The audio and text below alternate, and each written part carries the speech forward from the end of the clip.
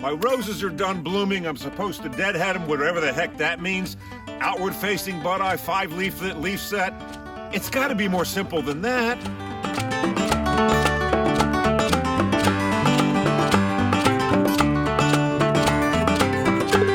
Deadheading is really a lot simpler than we make it out to be. It's gotten very, very complicated. So I just want to break this down into the very, very basics for us. So we're going to talk about why we deadhead. We're going to talk about when we want to deadhead. We're going to kind of cover the anatomy of the plant so you understand the terminology that we're using and stuff like this. And then we're going to talk about how to do it. We're going to talk about single stems, cluster flowered, and climbers as well. And I probably just lost you there. Hang with me on this, okay? And then we're going to talk a little bit about how we can simply take deadheading to the next level to groom your plants all season long. So we're going to start with why. The reason we deadhead, because we basically want the rose to produce more flowers for us. That's the reason why we do this, okay? So here's what you need to understand. The rose's natural instinct, what it wants to do is it wants to set seed. It's going to do that by when these flowers are done, you see what are called hips. I realize this isn't one. Normally they're orange is basically what they are, but that's basically become a hip. The seeds are contained in that. So the rose wants to reproduce. And that's what it's going to do. It's going to flower, set the hips. It's saying, I'm done. I don't need to flower anymore. However, we can fool it by removing this, and then it says, okay, now I'm going to flower yet again. So that's the reason why we deadhead, to encourage new flowering by interrupting the rose's desire to reproduce and set seed and continue to flower for us all season long. When you deadhead can kind of vary depending on how much work you want to put into it. Some people will come along and deadhead each individual flower after they bloom. Personally, with the amount of roses I have, I sort of wait till like my spring flush is done, and then I'll go ahead and deadhead everything at once and just clean the garden up. But basically, after the rose flowers, that's when you want to deadhead. Do you want to stop deadheading at any point? Yes, that's a very good question. I'm glad you asked it. If you live in a climate like myself with a true winter, you want the roses to go dormant. What does that mean? That means they shut down for the winter. That helps keep them protected during the cold winter months. Remember at the beginning when I talked about a rose's desire is to reproduce, set seed, and set flower again. If we keep encouraging that into the fall and the winter, the rose's tender growth is going to continue to be exposed. So by stopping deadheading, letting it set seed, we take the rose's basic instinct and then say, okay, I've done my job. I've set my seed. I'm going to go to winter. I'm going to go dormant. I'm going to be protected. So, quick review. It's important.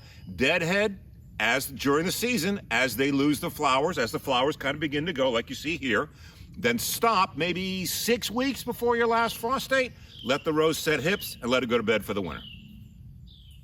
So let's deal with some of the basics. Tools, 2 things. Pair of secateurs. These are my trusty old Felcos. They're bypass. That means the blades bypass each other. I get a nice clean snip that way, as opposed to something that would actually crush the plant. Okay, that's important to remember that it's bypass. Second thing you want, pair of gloves. Sometimes you need them for deadheading, sometimes you don't. I like having them around just in case. So those are the 2 things, secateurs and a pair of gloves, and you're good to go. So let's now cover the anatomy of the plant. What are we talking about with the very specific parts, all right? So this is the spent flower. That's the part that's finished now. That's the part I'm going to snip off. That's the important thing to keep in mind right there. Inside of that, like I mentioned earlier, could eventually be a hip, which could be this right here. That could also be a hip as well. The other thing that's very, very important to start thinking about is a 5-leaflet leaf set. Take a look here. Let me put my hand behind it. Okay, that's 3 leaves. This here, well, it's 4 because 1 fell off, but it's actually 5 right here, as you can see here. What does that mean by 5 or 4 leaflet leaf set? Let's talk about that for a minute before we move on. People say deadhead to a 5-leaflet leaf set. What they're basically saying is that's where they feel the growth is healthy to start the next flowering stem to support the flower. Because the stem that's growing can't be any thicker than the stem it's growing from. It seems confusing. Let me explain that. This is the stem that it's already done. If it puts out a new stem, it will never be thicker than this. So if the original stem is not big enough to support a flower and it droops, then the second stem that comes out will do the same thing. That's what they mean. So I don't worry about leaflet sets or numbers or quantities or anything like that. Healthy growth. Boom, done, finished, healthy growth. That's the important thing, all right? Keep that in mind. Bud eye, what is that? Oh my goodness, this is the one that throws people off. All right, so underneath where this leaf hits this stem right here, okay, that is a bud eye right there. You can see the swelling kind of coming up a little bit. Here's something important. See where this butt eye is facing in this direction? That means essentially that that eye is going to grow in that direction. That's important. All right, if you take a look here, I put a cane in the middle of the plant. This is the center of the plant. It's a green cane right here. This is my center. Ideally, I would like my growth to go away from the center. Better looking plant, doesn't clutter, just all the myriad of reasons. Is it the most important rule, outward face? No, it's not, but it's just a good idea to do it. So I know that every butt eye I cut, if I go away from the center, I'm gonna get a better plant. So if I come to this stem here again, this butt eye is facing towards the cane. That means if I cut here, this growth is gonna go that way. I don't want that. I want it to go that way. That's the important part. So that's the important thing about an outward facing butt eye. So keep that in mind. So again, here's the rose of the hip that's gonna be forming. That's the thing we wanna remove, okay? Here is my butt eye right there. Hopefully you can see that right there. There's my, let's get that out of the way. There is my butt eye right there. Okay, the swelling, that's where the leaflet juncture hit the plant. I know that it's gonna grow in that direction.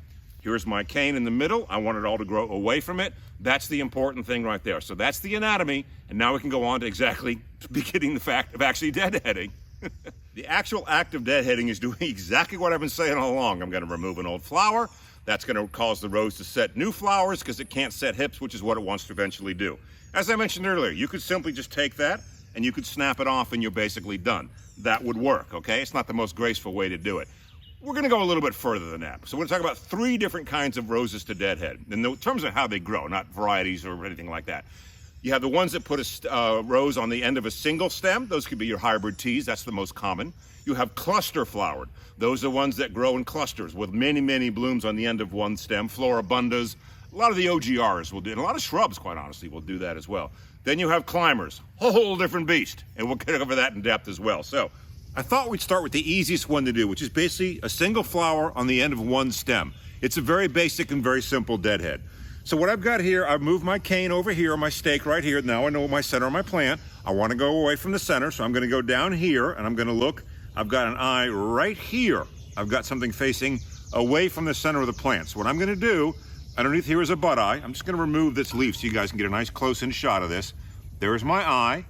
I'm going to cut about 1/4 inch above that eye. I made my cut. Now I know this growth is going to go that way. That's the simplest one to do. One flower, end of a long stem, single cut. Make sure it's going away from the center of the plant, and you're done. My first deadhead.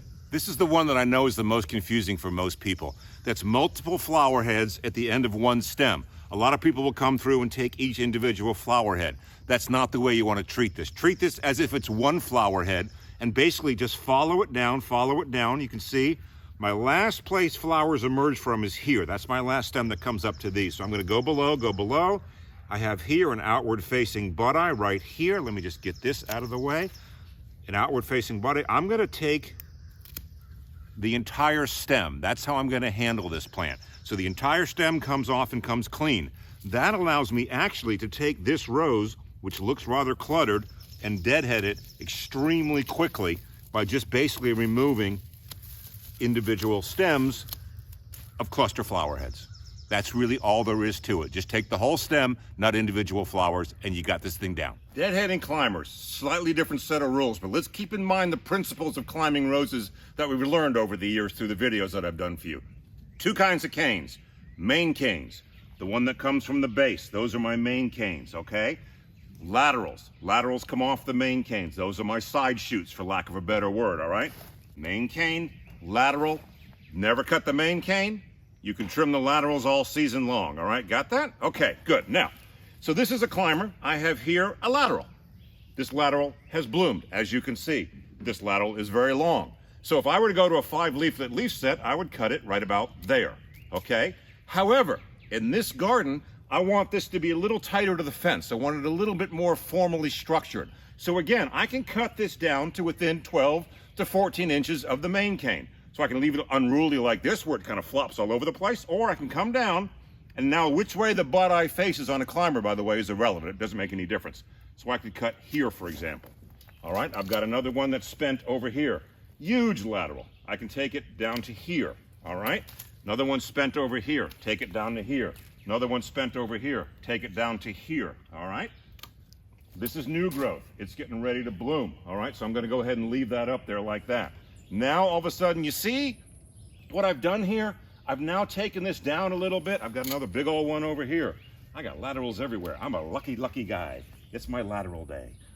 So I've basically got some wonderful, now I've got some nice trim here. So that's climbers. And remember, main canes, leave them alone. Laterals, you can leave them long if you want an informal look of spilling, or you can basically take them down if you want a more formally groomed look, which is what I want for this particular rose in this particular situation. No right or wrong, it's your taste, your choice, your garden. Before we leave climbers, there's one more thing I want to show you real quickly. That's this tool right here. This one's made by Corona. It's a long-handled clipper, for lack of a better word. It also grabs it when you clip it. That way I can go up here, clip, it'll hold it for me. I can bring it back down, clip, it'll hold it for me. I can bring it back down. It's a wonderful, quick, great tool to use to deadhead climbing roses that are up higher than you can reach them. The other great thing about deadheading that I want to leave you with is this is deadheading to the next level. Deadheading and grooming your roses at the same time. That's what I said, deadheading and grooming. Okay, for me right now it's mid-June. That's the middle of my summer. My spring flush is well over. I've got a fall flush coming. I want to kind of set the roses up for that. I'm going to sort of rearrange my garden in terms of height. Maybe some of them have gotten too tall, and I want to bring them down a little bit. That's what I'm basically going to do. So, if I were to only deadhead to the next 5-leaflet leaf set, which is here, okay, that's fine. But maybe I want these roses to stay a little bit lower. So can I go lower than that first 5-leaflet leaf set? That's easy for me to say. The answer is yes, you can. You can go down by about 1/3, no more than 1/3 of the growth that you're seeing. So I can come through here, 5-leaflet leaf, 5-leaflet leaf, 5-leaflet leaf. I realize I'm doing this quickly, but I'm a professional. 5-leaflet leaf, I've got some new growth there, 5-leaflet leaf. I'm just gonna keep coming here. That's a new cane, I'm leaving that alone. I'm just moving through this variety and cutting down to 5. And now you can see, hey, all of a sudden, my garden's a little bit more manageable. So deadheading is more than just about taking off an old flower. Yes, that's a big part of it. Take advantage to groom your roses. There is no formal pruning season for roses. You can groom them all season long. And that covers the basics of deadheading. It's really just that simple. It's removing an old flower to encourage new flowers. That is in essence what you're doing. What level you take it to, totally up to you. You could do nothing. Zip, zero, nada, leave them. You know what? They'll reflower. They may reflower slower, but they're still reflower, okay? So don't feel like you go, oh my gosh, I have to come out and do this. No, go ahead and do the deadheading like I talked about. We now know the anatomy of a rose. Take advantage to groom them and keep it simple, folks. So thanks for having a potter in the garden with me. Until we meet again, happy rosing.